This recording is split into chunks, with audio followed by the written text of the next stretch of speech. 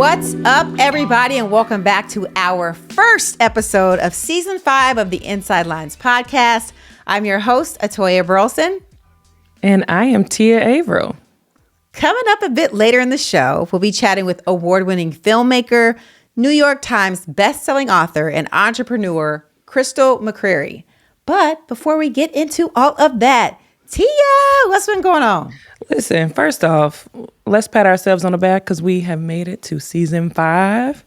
Hey, and low key, it's really been 6 seasons because that first season, I don't know if you remember, Toya, that first season we were like, never mind, this ain't it. Before we got it together. That don't really count.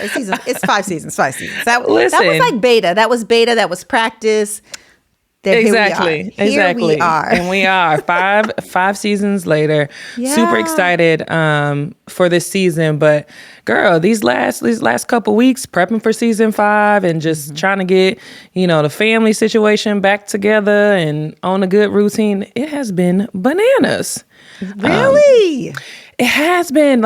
So first, I told y'all a few episodes back, the kids participated in track for the first time this year. That didn't end to July. So keep in mind, my kids don't get out to mid-June. So mid-June, end of school, they are going track to the end of July. And then August was like back-to-back trips. So we didn't even really get a real summer. So it's just been like, girl. So what T is trying to say is, she's been spoiled for many, many years. Listen. She's now in the phase of it's all about the kids' sports. Welcome, girl. Welcome. Look, and I thought it was bad at first, but it is like what just happened here? You can't do anything. It's not. It's over. Like your life is there. So, you just have to take that L and keep rolling and smile it. Girl. And then, of course, they're back in school and in the rhythm and all the things. So yeah. I am excited. But how are you doing? I'm alive. Because you had a transitional period, a for real one. I did. I can honestly say, I knew that saying goodbye to your child and sending them off to college was going to be hard. But I didn't realize that it was going to be this hard. It was really hard. I miss my firstborn. I miss him so much. But I did it. I got through the mourning phase. I actually got to see him play his first game at USC last weekend, which was so amazing to see him out there. But y'all, I have a college student, a high school senior, and an 8th grade middle schooler. I cannot believe I'm here in life. Okay, so let's rewind a little bit. So you, which we talked about on an episode a little bit, you dropped Lil Nate off in June. 2 days after he graduated. So for summer workouts and all the things, right? Yeah. And then you had to go back and get his dorm situation and stuff set up. So let's talk about that because you got the home interior situation. We didn't see any pics from Lil Nate's dorm. I fell off, y'all. I fell off with pictures, social media. I'm gonna get it back together for the fall. This summer, I definitely fell off, but I did freak his room out. Did you take pictures? I did not, but not purposely. Okay. The only reason I didn't is because I was supposed to come back the next day to finish. I had a couple things I had to do. Let me just start by saying I had to put together nightstands, closet, little square cubes to go in there. It was a lot. I was sweating. I was tired. So the next day I was going to go back, but I ended up going to see one of my dear friends that I actually met in college. She played basketball in college where I ran track.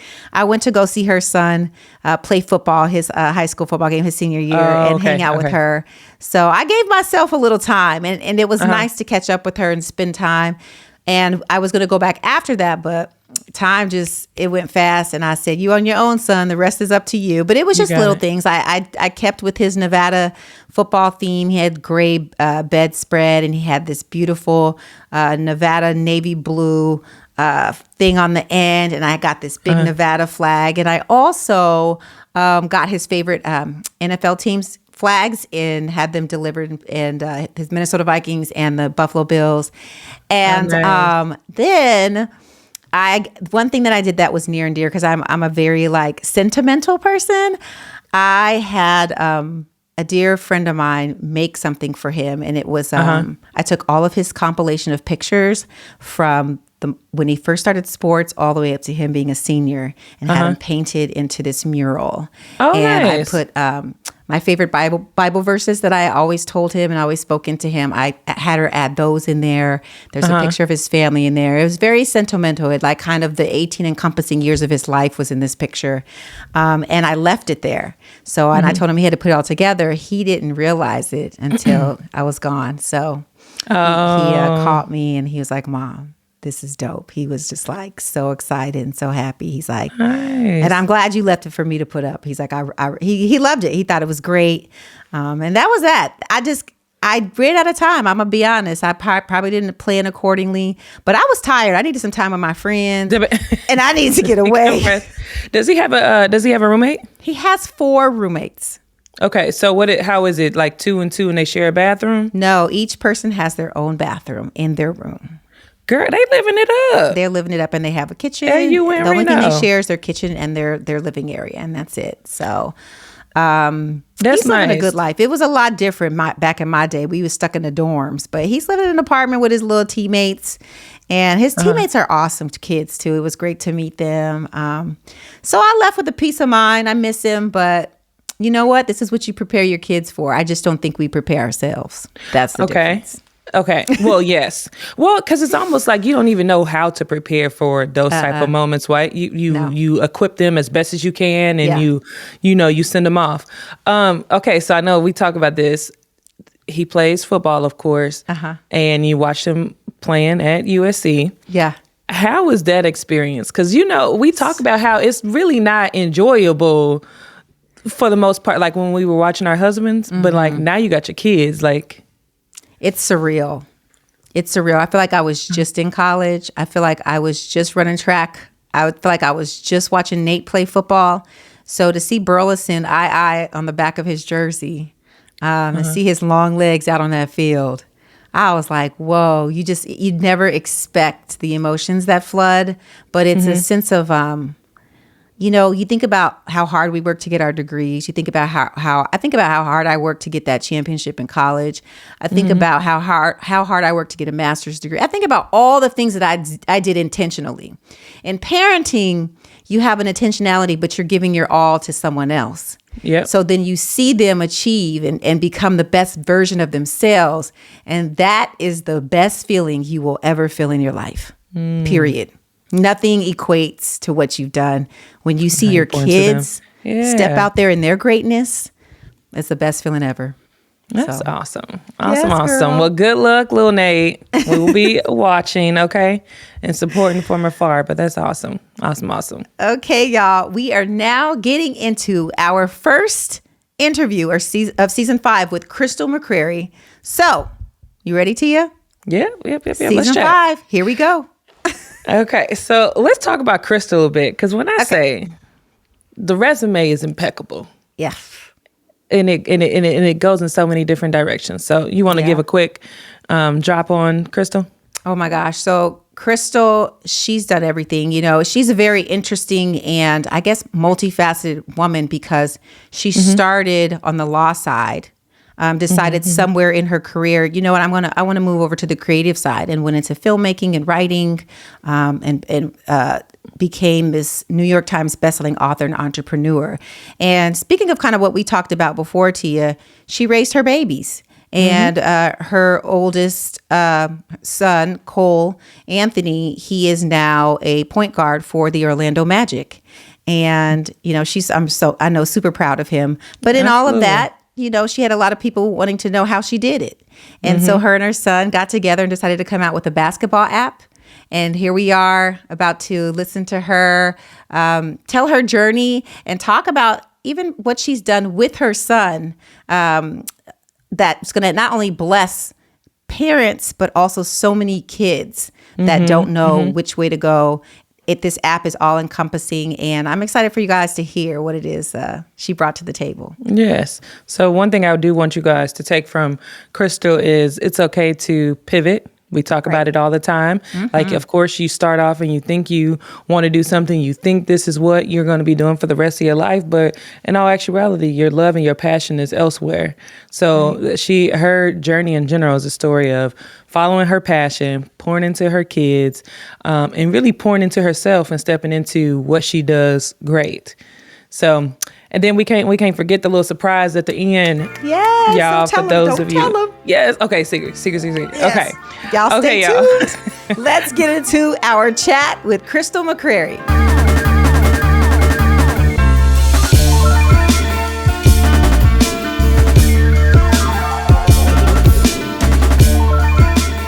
We're so excited to have you on. Listen, your life is so interesting and inspiring because you have a daughter at Harvard, you have a son in the NBA, and you have a younger son who sees all of these family successes in so many aspects. What would you say this makes things easier for him to be surrounded by such greatness, or in his mind, is he thinking no pressure? Well, the one way it makes it easier is this little kid is so loved. I mean, he is just the baby of the older kids. He's the baby of my husband and I. And so that foundationally, I think makes for a really strong development in childhood. But he does feel a certain level of pressure as an athlete, as a student. But, the Lord knew what he did when he gave me a third child, because he is my no-problem child at all. Oh, he's easy breezy. Okay. Yes. My eldest, I got called into the school office, I kid you not, from the time he was like 3 through his 1 and only year of college, like once a week. Not every week. Yes. He was like, Lord, I know you got this figured out for me. I know you got it together for me. Right. I'm like, thank you. You have, all my children are a blessing, but especially the third one, he is so easy and such a sweetheart. That's good, because awesome. I certainly was looking like, she was almost to the promised land, like almost had them all out, and she started all over, but still managed to just have this dope and amazing career. So let's get right on into it. Yes. So I love all the multifaceted sides of you, Crystal. You began your career practicing entertainment law, which is unbelievable, and you studied abroad in Paris. Tell us about, how did this opportunity present itself? How did you even get into that? Right. Well, so I practiced entertainment law at a New York City firm called Paul Weiss Rifkin. They had a really big entertainment department for it to be within a larger firm. And I had been an English literature major in undergrad. I went to University of Michigan for college, and I always loved to write. Okay. And I knew in my heart of hearts that I really ultimately one day wanted to do something creative. I wanted to create content. I wasn't exactly sure what form it would take, but it was something that I was deeply passionate about. Okay. However, I didn't have anybody in my family who was in any sort of creative profession. Mom was a school teacher, then a principal. Dad worked for Ford Motor Company. Right. Everybody had jobs where you had health insurance. True. And so they're like, what you going to do writing? I didn't have a role model for that I could look to in my life. And so I went to law school, which I'm glad I did. As I said, practiced entertainment law. But what that did for me at this time during my period of practicing entertainment law was it showed me the roadmap for the people who did have these careers in content creation. Because while I was at the firm, I represented an array of people in the entertainment industry, from directors to authors to choreographers, playwrights, etc. And so that was really inspiring. Like, what do they say? If you don't see it, you don't know how to be it, right? And so that really gave me an opportunity to see it. And as I was there as these folks' lawyer, I really recognized I would rather be the client than the lawyer. Yep. That's good. That part, right? And so I started, I would always write, just sort of as a hobby, but I really became more intentional about it. And I actually started buying books, trying to teach myself. Really? You know, when I wasn't working. So yeah, I bought this book called The Artist Way that I really took to heart. It was by this woman by the name of Julia Cameron, and she writes about this thing called being a shadow artist, which are people who really want to be artists themselves, but instead enter careers where they shadow artists. So you might have an entertainment agent, or you might have somebody who's a personal assistant to a writer, actor, singer, et cetera, but they really want to be creating art themselves.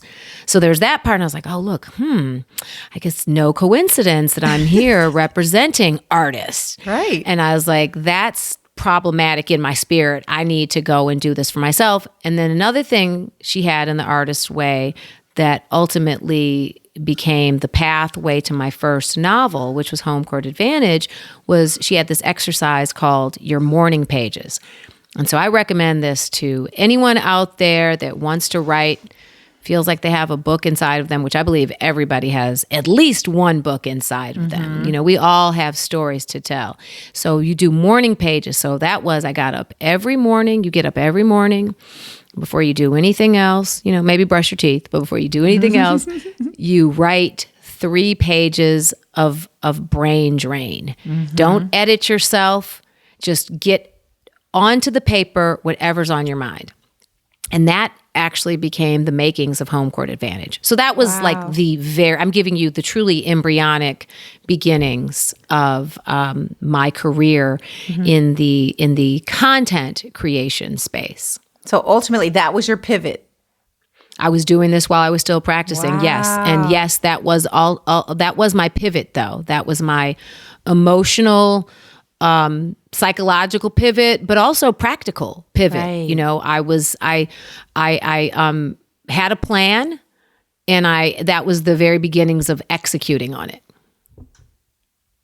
That's inspirational. It really is, because you were doing both at the same time, but you knew you wanted to do this. And it was just that one thing that you were like, this is what I needed to get me on the road to where I really ultimately want to be. That's right. That's exactly it. And, you know, and then I had people that I knew that were in various parts of the entertainment industry. And I remember I said to one of my girlfriends at the time, who was a television writer, and this was like before I really kind of was beginning to find my way on this path. And I had said to her, really rather naively, and maybe even a little, I don't know if smug is the right word, but I said this to her. But again, you know how people say things to you and you're like, that is, it's so resonant. And you like, it's like, it was one of those statements that she checked me. Which was gotta have them. I said, she checked me, you know, and I was like, whoa, reality check. And what she said was, and I think this was before I started like putting in the work of actually writing. And I said to her, well, you know, I'm practicing entertainment law, and I know all these people in entertainment, and they're doing it, and you know, I don't know why I can't do it. And she was like, she said to me, she was like, well, okay, well, you know them, fine, for whatever that's worth. But she's like, but do they know you? And what does that have to do with the work that you're trying to do? That was one thing she said, actually, and I have one more, which was before that, which was from the writer Terry McMillan, who I randomly met. This is so funny how the universe works and puts people in your life for various reasons. But I met her on vacation in Jamaica after she had written Waiting to Exhale, when she met the guy that she married, who she wrote How Stella Got Her Groove Back about. And you know, I was down there with a girlfriend, and she had gone down there alone to take like an exhale trip, you know, literally after Waiting to Exhale had such tremendous success. And we hit it off and started like dining together at the resort. And I said to her again, like that naivete of just that we say young and when we have like a kernel of an idea of something we want to do. And I was like, yes, Terry, I want to write too. I want to write a book too. And she kind of looked at me, and anybody that's seen interviews, you know, with Terry McMillan or seen her talk, she gave me that look like, yes. She was like, well, have you written? And I was like, well, she goes, writers write. She said, writers write. And so again, those are like a couple things that, you know, I look at sort of as signs from the universe. Yeah. That people, situations are placed in your life, and if you're paying attention to them, that puts you on that path that one may say is their heart's desire, but are you going to put the work in to execute? So you eventually decided to take the complete leap and leave behind being an entertainment lawyer and go full-fledged into being this creator. What did that leap look like for you?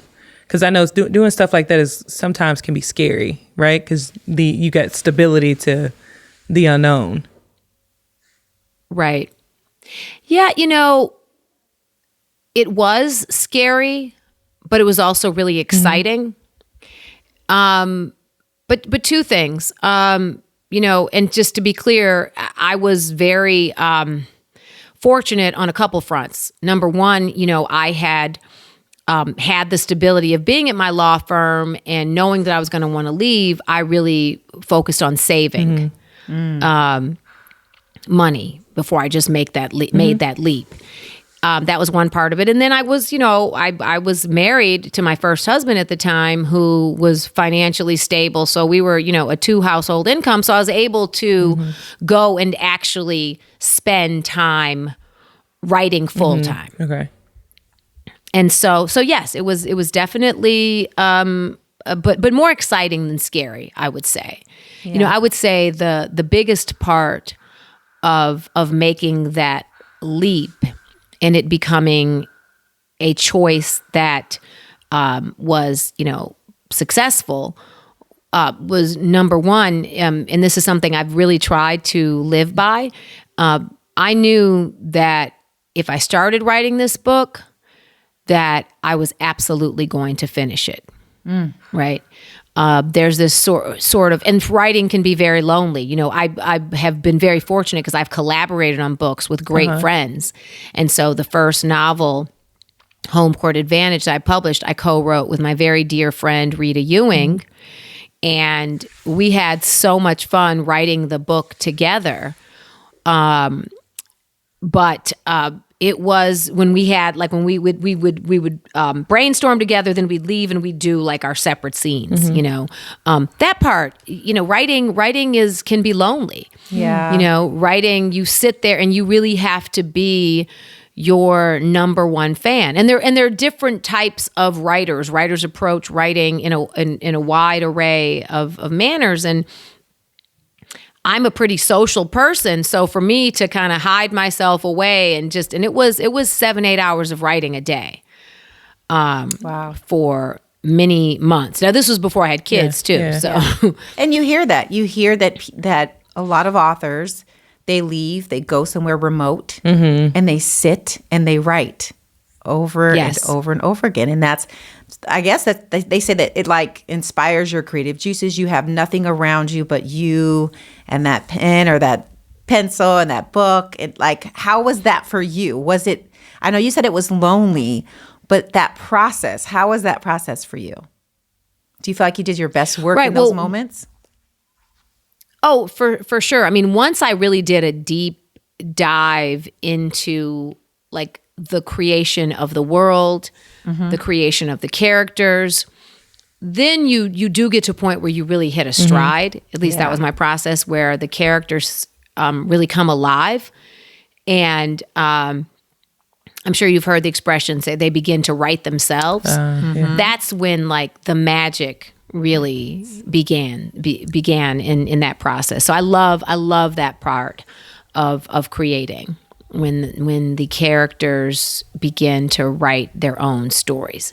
And that happens if you have done a great foundation of who they are, what their wants, dreams, desires are. Do a real, all of my characters, I did psychological analysis of. I did this Freudian analysis called the id, ego, and superego. Where who you are to the world, who others think you are, who you present to the world, and who you really are, and just getting into that gives you multifaceted layers to a character. So, yeah.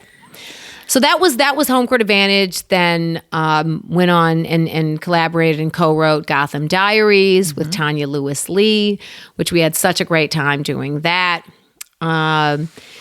Then started, and then other opportunities were coming, my way. Other doors opened. That's the other beautiful thing when you take that leap out of your comfort zone. Yes. Other opportunities present themselves to you. And that's what I found with after Gotham Diaries, other opportunities in media. I started doing a lot of on-air work because we pubbed the books a lot. And that was another, part of my journey that has been really gratifying. That sounds amazing. So I have a question because Atoya and I talk about this a lot, but I know your first husband was a professional athlete. You were a practicing attorney, and then you transitioned into being a creator, right? But then you also started having a family and things of that nature. Now, I done ran down your resume 32 times, and I'm like, how does she have the time to do all this when... Especially as like being the wife of an athlete, people constantly tell you like, oh, you are to sacrifice all these things for your family. Oh, he's the breadwinner. He's bringing in the most money. So you need to sacrifice so he can keep doing this and you can take care of the kids and put like all your things on pause. It does not seem like you had a brake pedal at all. How was that for you? So yeah, I mean, now that's a big question. So, I will say this. I mean, he was supportive, number one, not that would have stopped me, but he, definitely was supportive. I mean, we ultimately ended up getting a divorce, nothing to do with supportiveness, but we just, we were very young I was 22 when I got married the first time. So like a baby, I think about that. I have a 23-year-old and a 21-year-old. I cannot imagine them getting married. Yeah. But, and he I think like looked at what I was doing. It definitely helps. He looked at what I was doing and admired what I was doing. And so that certainly, I didn't get headwinds from him. Yeah.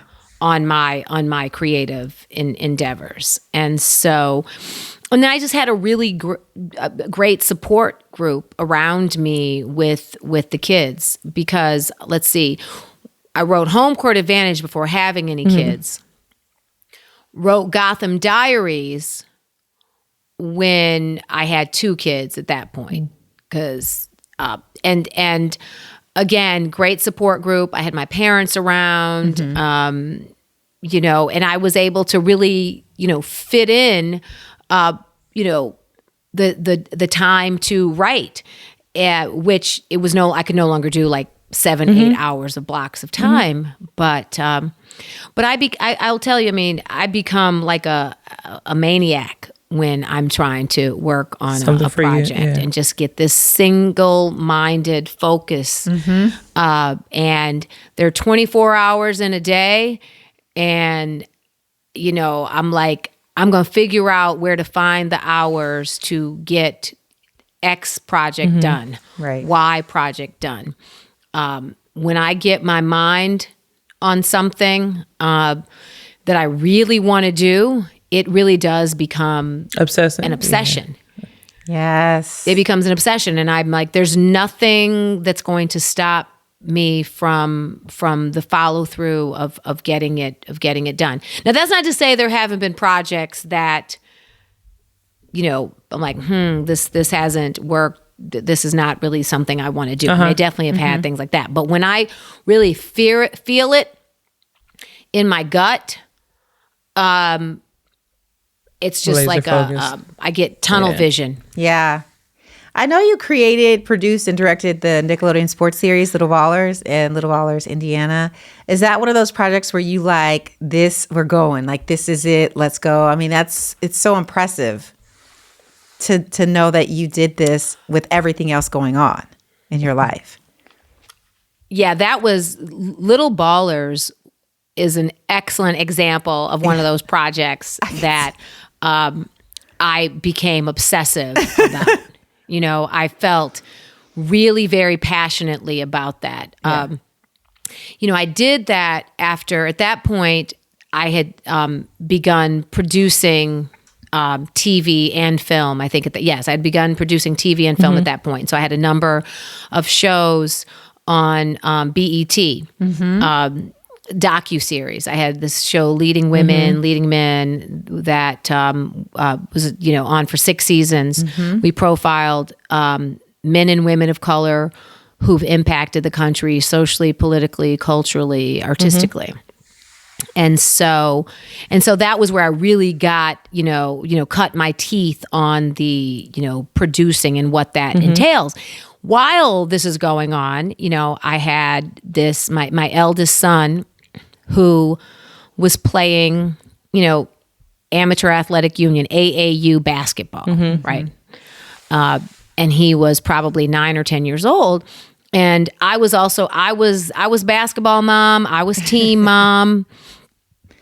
And I was the house where everybody convened. I was the house where we had the sleepovers with all the kids. And I really got an opportunity to see how youth basketball was transformative for so many families, and how so many of these kids came to it for different reasons. I mean, I'm sure you all have seen it in the football space, in a whole array of ways, right? Like what it has meant to your husbands and their friends and so on and so forth. And I saw that on the basketball front, and I just loved these kids, my son's friends. They each came from different backgrounds, and I one day said, I want to get a camera and follow them.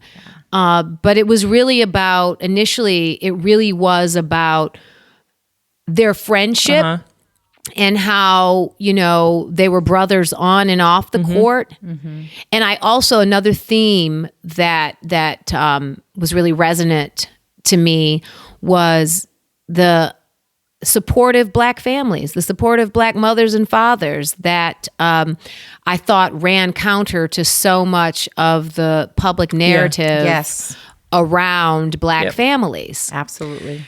And what I saw and experienced then and now with my 10-year-old now playing basketball was, number one, like Black boys are not monolithic. And, I'm seeing a world where Black fathers are very much engaged in their children's lives. 100%.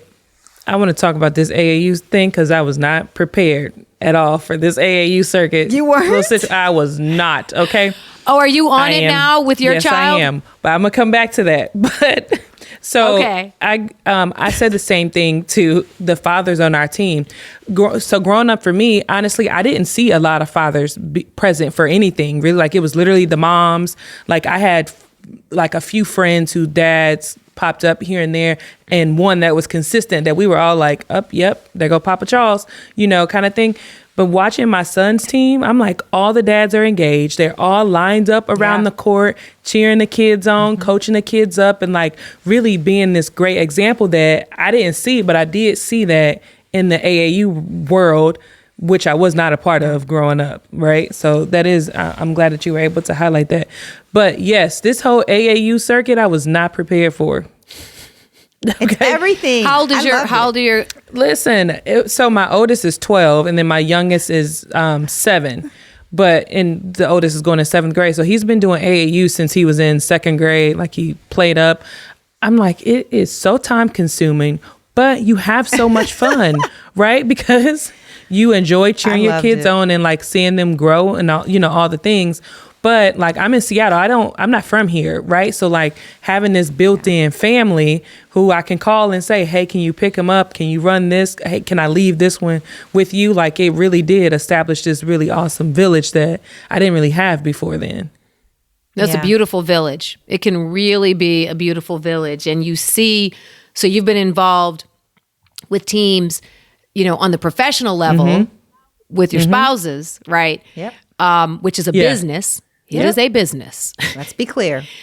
But then to see it with your kids, you really do get the village environment of it, which can be just really beautiful and a sense of community. Yeah, absolutely. Yeah. And that's what I wanted to capture in one part with Little Baller. So put the camera, I didn't know it was called that at first, but put the camera on the boys, then said, oh, well, there's this kid, I want to film his family because their story is really compelling. They were, Jamaican immigrants and came and were successful real estate brokers until the crash happened and they lost everything. And then basketball and their son's talent became what brought the family together. Then there's another kid who was growing up in this community in New York called Brownsville that had really high gang violence. And his mom had him playing youth basketball so he would travel and not be in the community to stay safe. Yeah. Another kid who, yes. And that's what I really wanted to capture. So started that and just grew and grew and grew and built it to a place where I finished it. Had a great team, another wonderful collaborative team of producers. I directed it, but and then that was one of those films where, again, I joke and call it guerrilla filmmaking, but it really was guerrilla filmmaking. I mean, our team, we did it independently. We did it initially outside of a network or studio or any promise of distribution or any, security around distribution. And Amari Stoudemire, who played for the Knicks, was one of the executive producers. And then we added another layer to the story where not only did we tell the primary story of the boys on my son Cole's team that were trying to win an AAU national championship for their 5th grade year, but then we brought on several NBA players who are sort of like the B story that shared their parallel experiences of having played youth basketball. And that became like sort of intersected with the main storyline. Then Lupe Fiasco came on board as a producer. He did the music. And then we finished the film and took it on the film festival circuit. And voila, Nickelodeon came on board and licensed it. And so that was that process. But it was a few years of working on that. Yeah. Do you feel like, in everything that you've done film-wise and then going in and pitching it to the different companies and the negotiations, the contracts behind it, do you feel like because you had that other side, you had a leg up and leverage in what you decided was okay and what, because most people they would be happy to sign, right?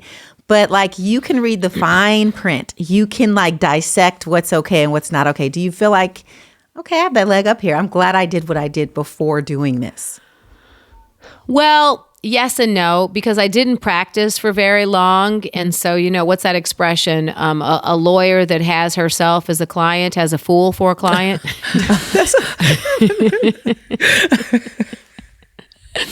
So maybe not that extreme, but what I will say, again, as the way the world works, I ended up hiring this company called the Film Sales Company that acted in some respects, the film sales company, pretty straightforward, but they were essentially, the person who founded the company was essentially the film's agent. Oh. But, and it was very competitive to even get a good agent for something like this, but the guy who started this company had been an associate of mine at my firm, Paul Weiss. Okay. And I randomly ran into him. And this was, of course, years after I had left the firm. He had left the firm to start this other company, and he ended up selling it. So again, the universe, places, people in your life, if you're attuned to it, to help push your journey forward, to help your dreams become a reality. Absolutely. I want to go back a little bit. Yeah, I want to go back a little bit to just your experience with youth sports in general, with all of your kids, which of course led to you and your son co-founding the app Game Up. So we'll get back to your son, but let's talk a bit about why you thought, or one, tell us more about the app itself, but then why you felt like it was important to do with the state of youth sports right now. Sure. Yeah, no, that's a great question. So again, you all are mothers, you know, sports moms, you've been in this world of youth sports. What had been happening, which I think is probably really common for parents of athletes, and that is I had become that parent in the community that was getting phone calls, texts, emails, etc., several times a week.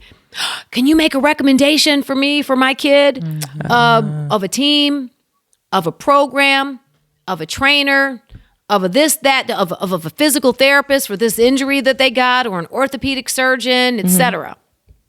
And so I had been having conversations like that for years, just trying to help other families navigate this youth basketball landscape that has continued to grow exponentially, that has gotten younger and younger. And there are a lot of questions for parents trying to figure it out. And most parents have not been quite as deeply involved at it as me, particularly the, you know, first time parents or, you know, kids who don't necessarily aren't the most elite athletes, but just love basketball. And their goal might be, I just want to make my middle school team, right? Or I just, you know, if I can make the varsity team of my high school team and be the 12th woman or man, that would be a win.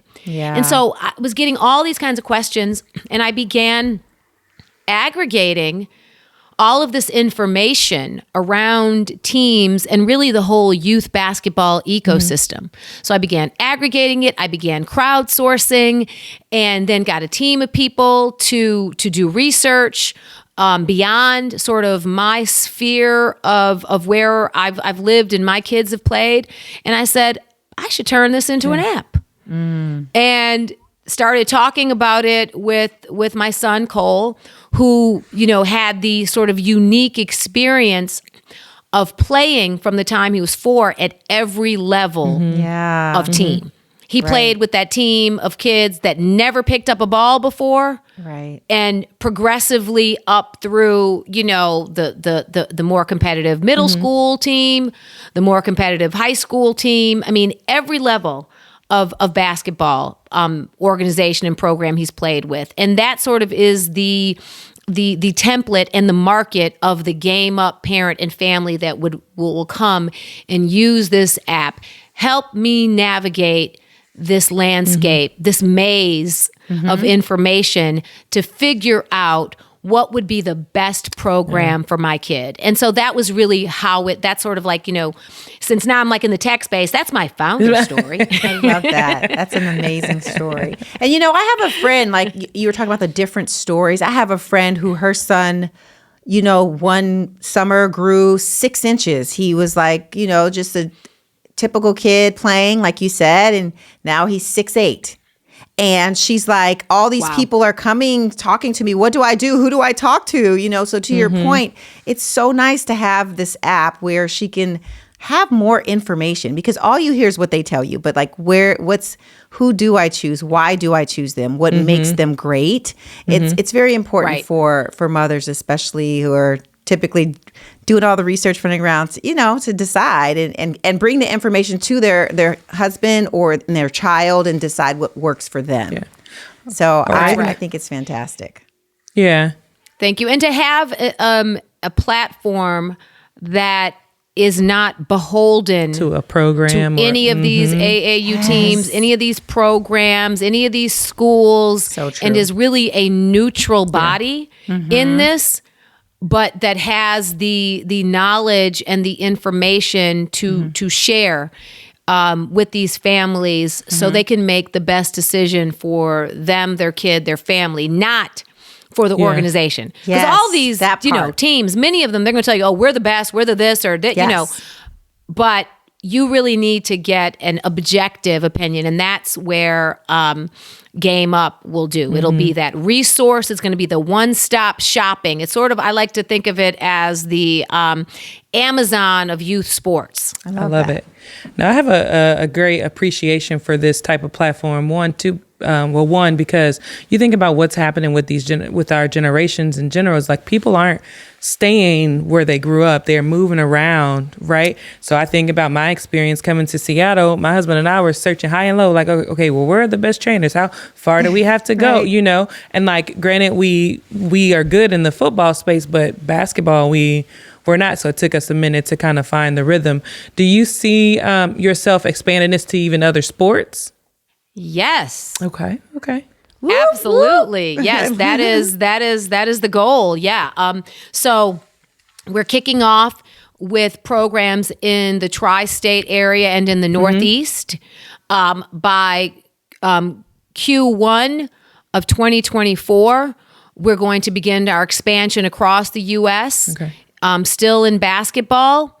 And by Q4 of 2024, we're going to begin entering into other sports. But absolutely. Yeah. I mean, there is this whole youth sports ecosystem that parents need to figure out how to demystify and just as a resource. Yes. I mean, I think I'm probably older than you ladies, but there was a thing called, I don't know if you all ever remember this thing called Angie's List. Of course. Now just called what? So, Angie's or something? Yeah. Yeah, Angie's List. And so this is sort of like an Angie List of youth sports. Oh, that's awesome. So needed.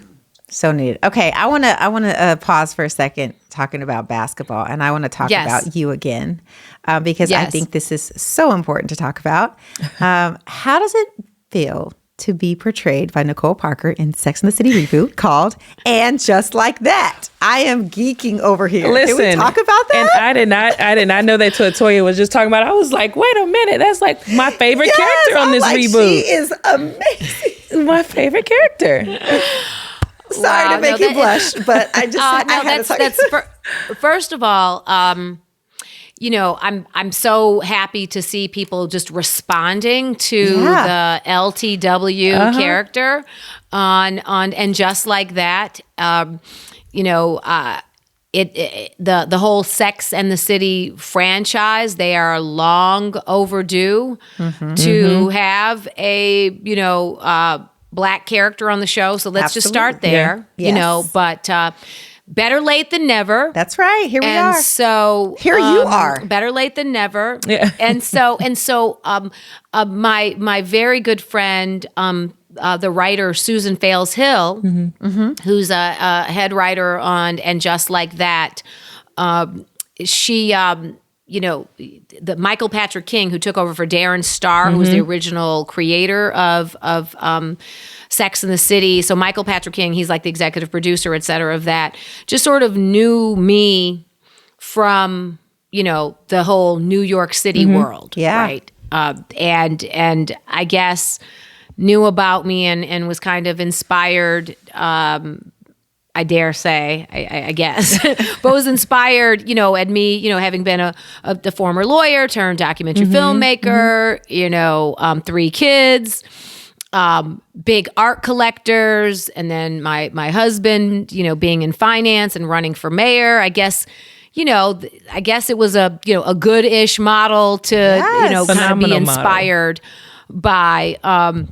And so that was pretty cool. You know, when I ran, it was funny because like the sort of the Black world of Manhattan is kind of small, you know, and so I remember hearing, you know, rumors from. I have a few girlfriends who are the town crier, but I have one who's really the town crier. Okay, and she said to me a few years ago, she's like, Crystal, she sent me a text. She's like, Crystal, word on the street is that the new Black character who's going to be on the Sex and the City reboot is based on you.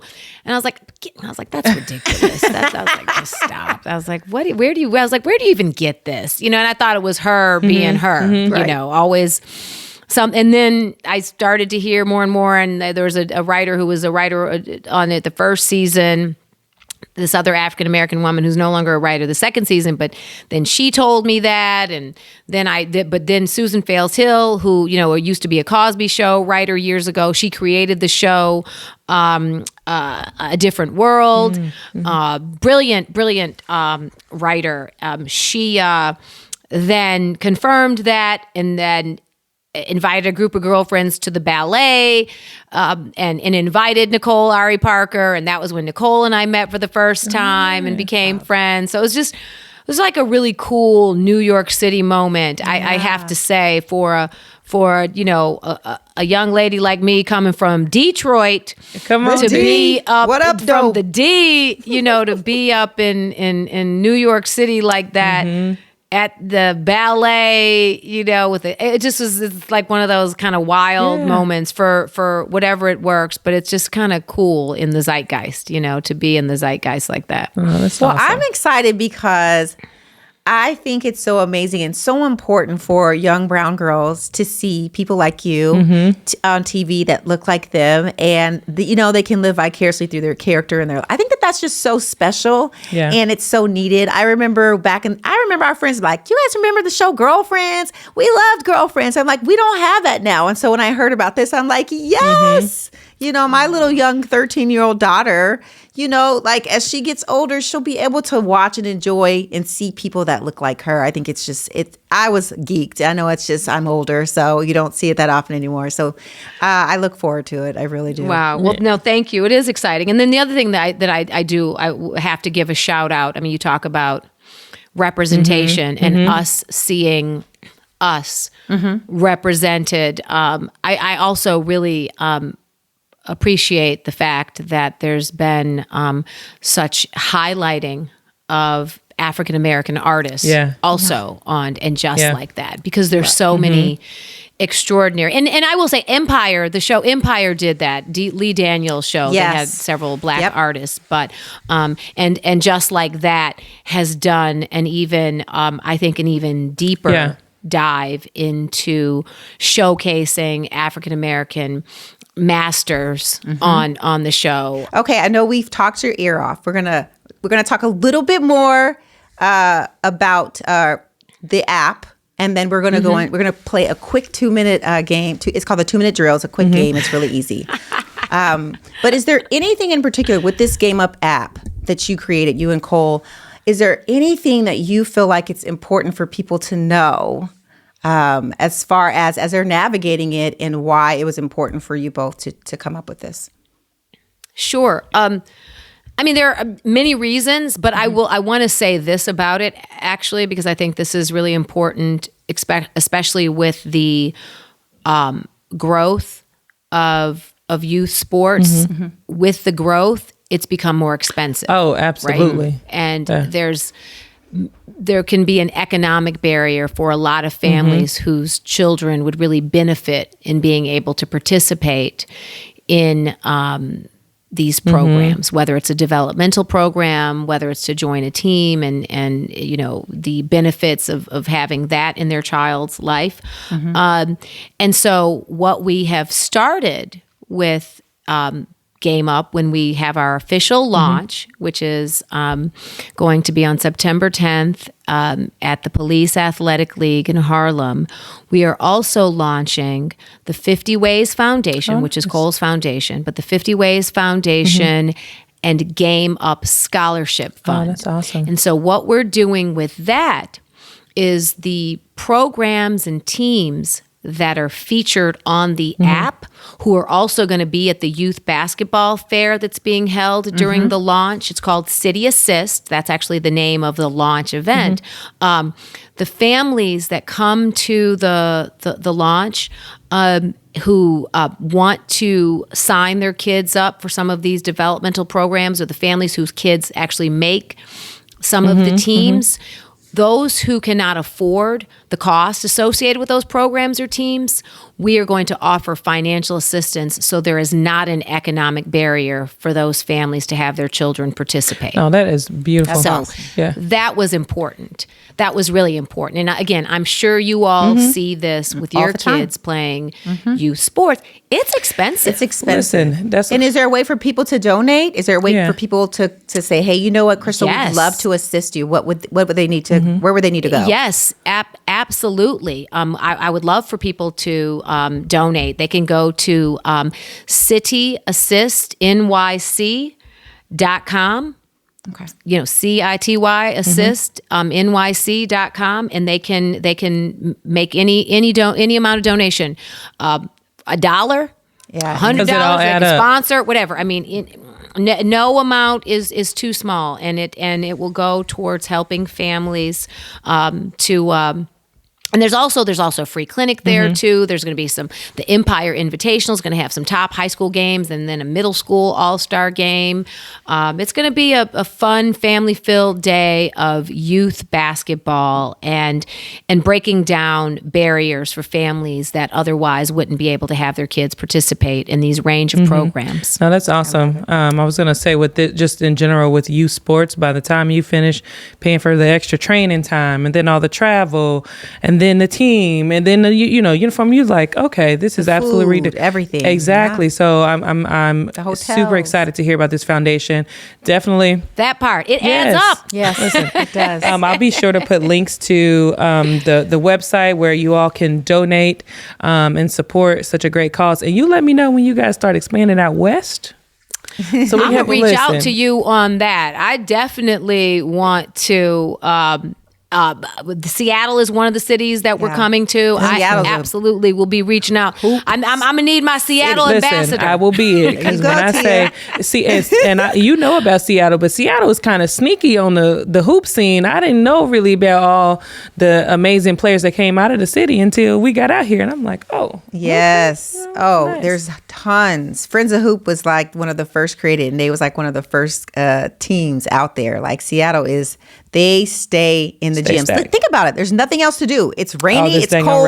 You stay in the gyms. All right, let's get into the 2-minute drill. Let's do it. All right, you ready, Crystal? We are going to ask you a question. It's going to be this, that, or the other. So you just pick one of those. It's super easy. It's 2 minutes, and we're ready. The clock starts now. What are you most grateful for? My family. Would you rather your camera roll or your browser history go public? My browser history go public. Thoughts on AI? Is artificial intelligence scary or amazing? If used responsibly, amazing. What is the most important lesson you've learned this year? As always, this too shall pass. Do you have a favorite team in the NBA, excluding the Orlando Magic? Oh. Detroit Pistons, because I'm from Detroit. Let's go, D. What up, though? What impresses you? Integrity and kindness. Love that. Only speak English or speak every other language in the world except English? You're saying I could speak every other language in the world? Every like hundreds of languages? But you couldn't speak English. Every other language other than English. That's good. If you could change one decision you made while you were younger, what would it be? Oh. There's an ex-boyfriend I wish I'd never dated. Fair enough. We all got him. Would you rather take a trip to space or take a trip to the ocean floor? Neither. Space. I would say space, I guess. Yeah, after that submarine thing, I ain't going down low. Yeah, I'm not feeling the ocean floor. Yeah. Would you rather be the funniest person alive or the smartest? The smartest. Okay, last question. What is next for you? Oh, I am also co-writing on spec, because I know the WGA is still on strike, but I'm co-writing a scripted version with this talented writer. I won't say the person's name because it's on spec and the WGA is striking. Anyway, a scripted version of Little Ballers. Nice. That is sort of like a entourage for Little Ballers that I'm really, really excited about. I love this. It's going to be a 'Cause series. It's not a whole lot for the y'all know little boys. when she does something, right? Yes.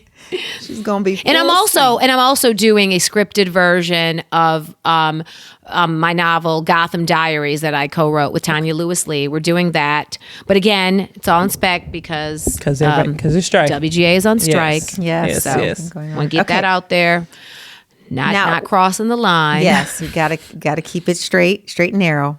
Now, you've told us so many amazing things, and if there's anyone that wants to get a hold of you via social media, email, where do people get a hold of Crystal McCrary if they want to? Oh, a lot of ways, but of course I'm on Instagram. Okay. Crystal McCrary at Crystal McCrary. Okay. That's what I probably use the most. All right, but, y'all heard her. Yeah, that would be the spot. Hit me up. Yes, and I'll be Slide sure in to the put the DMs. links Respectfully. to her contact Respectfully. info in the show notes. But Thank you so much, Crystal. yeah, thanks for joining us. Thank you, ladies. I love what you're doing. Congratulations! Thank you. This is so exciting, and so much. I'd love to come back one day and let me know. Absolutely.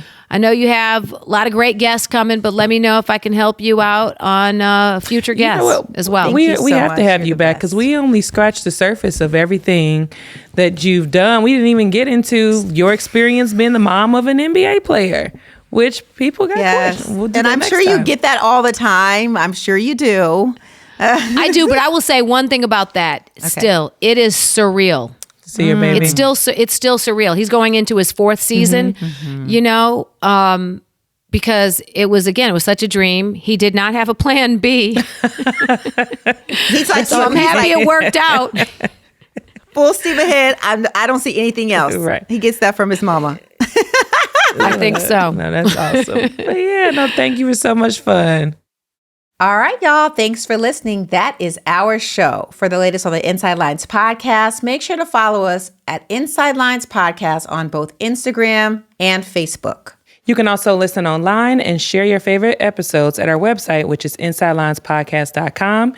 And if y'all don't know by now, we have a YouTube channel. That's right. Follow us at Inside Lines Podcast and make sure you subscribe and hit that bell so you get all the notifications when the new episode comes out. Until next time, leave it all out on the field. Thanks for listening.